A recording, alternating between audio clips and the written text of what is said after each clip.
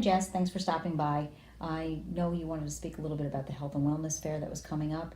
I just like to reach out to the community in many ways as I can, and by offering health and wellness weekends, what we're doing is we bring the community together to try to make a healthier community and to try to help where residents don't have resources at hand. So this health and wellness event is going to feature Narcan training again, because there's a new Narcan out. The opiates that are on the street right now are so potent and so powerful that the traditional Narcan wasn't working in first shot. So this Narcan is actually new and improved. It's an easier way to administer it, and we're going to be doing training again. I came here today to get the more powerful Narcan because I've been getting the training every year for about 5 years, and it's very important to have, even if you have a senior citizen in your home. I happen to have people that I love that suffer from substance abuse disorder, and it's always important to have it in your home, no matter what you think is going to happen. We'll also have a flu, shingles, and pneumonia clinic. Rite Aid will be featuring that, and they will be here to administer those injections and take the appropriate insurances that you have. We have Dr. Annette Gonzalez, who will be here volunteering her time, who will be administering rabies vaccines for cats and dogs. And we have our dog warden, Jerry Owen, who will be doing the microchipping for animals. The costs we have are going to be extended to the residents for $5 for a rabies shot, $10 for a non-resident, and $20 for microchipping. Whereas if you're a vet, it would cost you approximately $100. I'd like to be able to reach out and offer these resources to residents and to non-residents within the community, so this way we can help them be a healthier community overall. So good morning, Sharon. I want to thank you for coming to our Health and Wellness Sunday, as well as for participating in our Community Day Parade and keeping a strong voice in the community about addiction and the heroin crisis that we're facing. I was just wondering if you would mind talking a little bit about what you do and what inspired you to form this foundation, where we both sit as trustees on this foundation to help raise awareness and advocate and educate the community about the crippling crisis that we have here in Dutchess County.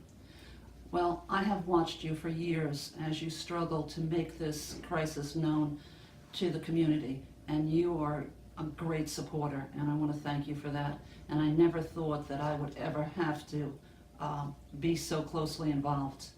When my grandson Matt Herring died, we needed to do something. We want to make a difference in the community. We want to fill the gaps in the drug crisis. One of the things that I'm doing myself, because I can't do everything, but I can support the families. So I formed a support group at my house, and we call it Keeping It Real with GMA. And on Thursday nights, families that are in the crisis, the drug crisis, which is hard, the fights, the guilt, the stigma of addiction, where they can come and talk about it and maybe just have a place for comfort where they're not judged. I hope to go far with this. Well, I think you will, and I think that the Board of Trustees that we have currently is going to make the difference and help those gaps that we have out there in this crisis. While the county and the state are doing what they need to do, we need to do grassroots movements. You know, we have laws that are sitting on the books since 1900 that now make a person with the disease of addiction a criminal.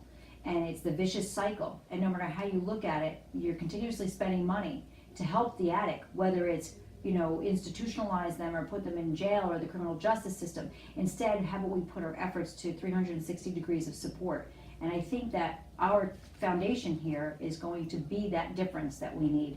And we should want to just push forward and move forward to reach as many addicts and struggling family members as that we can. I think that everybody should visit the website, themattherringfoundation.org.